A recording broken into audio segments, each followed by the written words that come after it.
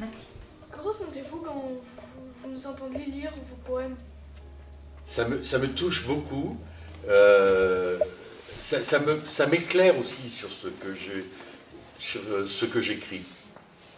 Et puis je trouve que un poème n'a d'existence, c'est un peu comme une partition musicale, vous savez. La partition musicale, elle prend tout son sens quand un musicien s'en empare. Je trouve qu'un poème, de la même façon, prend véritablement toute sa force quand quelqu'un, et pas seulement moi, quelqu'un d'autre s'en empare et le lit.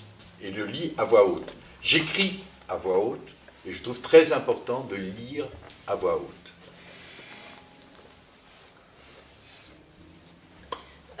Donc, quand vous écrivez, c'est important pour vous de ne pas peser les mots, mais pas toute leur portée pour la découvrir plus tard, de laisser un mystère. C'est pas calculé, c'est comme ça. Je veux dire que quand j'écris un mot, j'ai pas toujours tout le sens d'un mot en tête. Et puis, c'est aussi le rapport entre tel mot et tel mot, la rencontre entre tel mot et tel mot, qui va faire aussi du sens. J'ai appris d'un très jeune, je devais avoir 14-15 ans, j'ai eu la chance de rencontrer un monsieur qui s'appelait Charles Marc.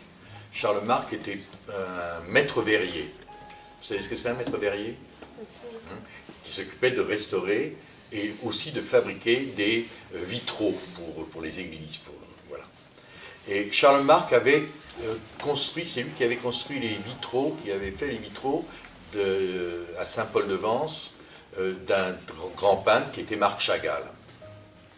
Et il m'a raconté, Charles Marc, qu'un jour il est allé voir Chagall et il lui a dit est-ce que c'est bien, selon votre carton, votre dessin préparatoire, est-ce que c'est bien ce bleu-là que vous voulez? Il lui montre le bleu sur le dessin de Marc Chagall, et puis un essai de bleu dans le vert.